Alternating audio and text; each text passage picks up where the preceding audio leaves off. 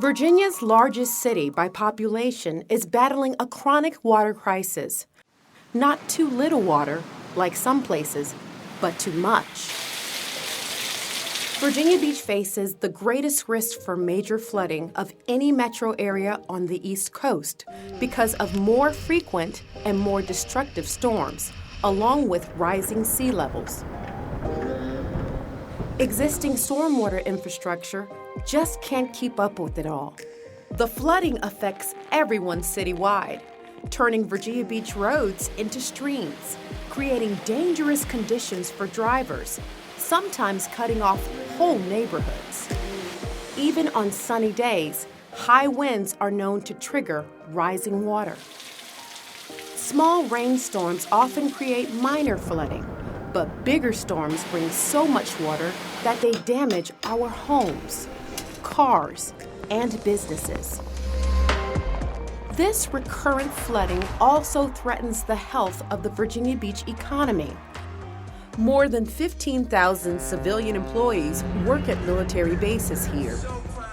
Millions of tourists flock to our beaches and attractions every year.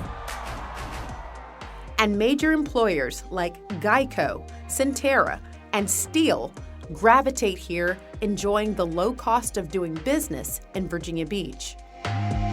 But they all have one thing in common: a need for passable roads and a community safe from floods. FEMA analysis projects that up to 1 in every 10 buildings in Virginia Beach is currently at risk of damage if a large storm hit today. That number climbs to 1 in 4 when combined with a sea level rise of 1.5 feet. And the damage risk jumps to 2 out of every 3 homes and other buildings if the sea level rises 3 feet.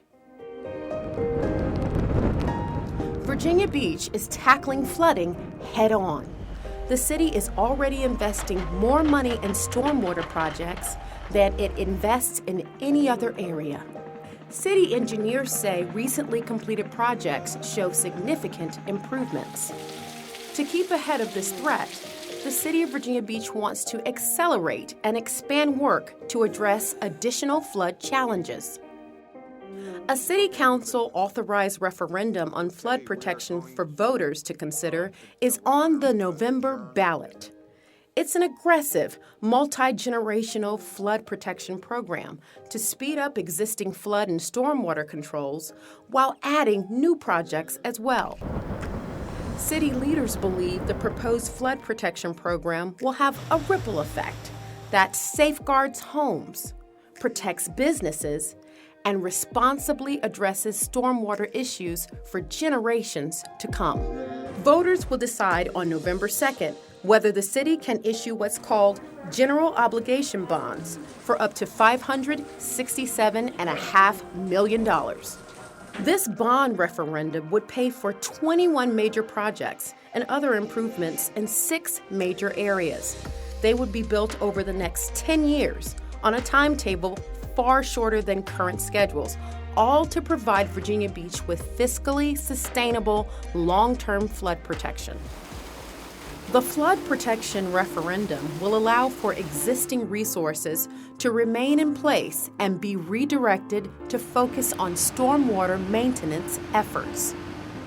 The city will also report back to Virginia Beach residents, tracking progress, schedules, and budgets. This comprehensive flood protection program is on the ballot in Virginia Beach this November 2nd. Depending on the final terms of the bond issue, property taxes in Virginia Beach will rise between 4.3 and 6.4 cents.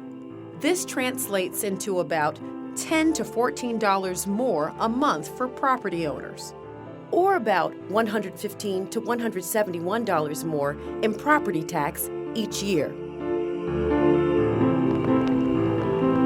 Without these improvements, flooding will be increasingly harder to control, and the fixes will take longer, creating a less desirable ripple effect. The estimated average losses due to stormwater flood hazards in Virginia Beach today are already about $437 million a year, according to a recent study. If the city does nothing, with a 1.5-foot sea level rise, those losses could reach $616 million and grow to $1.66 billion in losses with a sea level rise of 3 feet in Virginia Beach.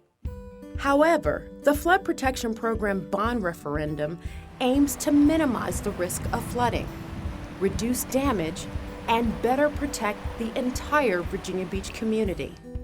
Here are projects as listed in Phase 1 of the Flood Protection Program referendum.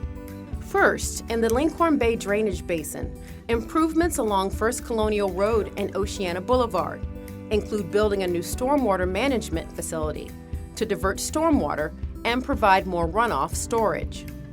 Improvements in the SeaTac neighborhood include installing or replacing large drainage pipes to collect more runoff.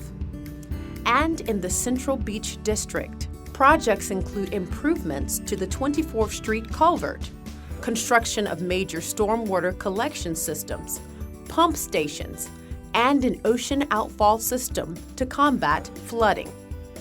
Next, along Eastern Shore Drive, residents will notice improvements in stormwater collection and a brand new pump station.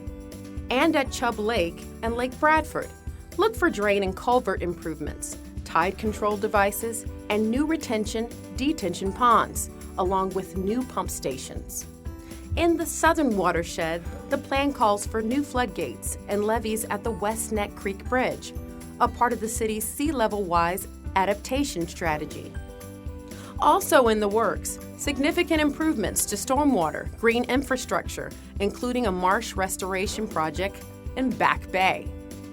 The Flood Protection Plan also calls for raising Pungo Ferry Road and improvements to the Sand Bridge, New Bridge intersection. At Windsor Woods, Princess Anne Plaza, and the Lakes, plans call for turning the Bow Creek Golf Course into a park with stormwater storage. A new tide gate, pump station, and tide barriers will be built along London Bridge Creek. A new flood control gate will be constructed along Holland Road at the Lakes, along with new earth and concrete flood barriers in the Lakes and Windsor Woods. The city also plans a new stormwater pump station near Lake Windsor and South Boulevard, and flood control improvements at Thalia Creek and Lake Trashmore. To help you navigate the decision, learn more about the November bond referendum and the Flood Protection Program. Visit www.vbgov.com/ripple effect.